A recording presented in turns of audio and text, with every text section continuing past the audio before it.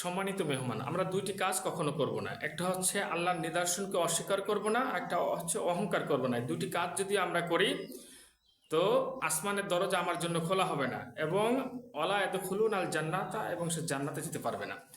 কোরআনের মধ্যে আসে সূরা আরফ 8 নম্বর পারার 40 নম্বর আয়াত, ইন্না নিশ্চয় আল্লাযী যারা কাযযাবু মিথ্যা মনে করে বিআয়াতিনা আমার নিদর্শনকে, অস্তাকবার এবং অহংকার করে, আনহা ইয়া হইতে লা ফাত্তাহু, লা মানে না, ফাত্তাহু মানে খোলা হবে না, আবওয়াব আবওয়াব মানে দরজা, আবওয়াবুস সামা আসমানের দরজা তার জন্য খোলা হবে না, ওয়ালা ইয়াদখুলুন আল জান্নাহ এবং সে জান্নাতে যেতে পারবে না। আল্লাহ তাআলা আমাদের এই দুইটি কাজ থেকে বিরত থাকার তৌফিক দান করুক, আমিন। সম্মানিত মেহমান, মাথায় নবীজির সুন্নাত টুপি পরেছি, এটা তো আমার মাথার তাজ। আর এই যে শরীরে জুব্বা পরেছি, এটা তো আমার শরীরের নূর। আর ভিতরে সেনার ভিতরে আল্লাহ কোরআন কোরআন দান করেছে, এটা সবচাইতে বেশি পাওয়া। আল্লাহ, আলহামদুলিল্লাহ।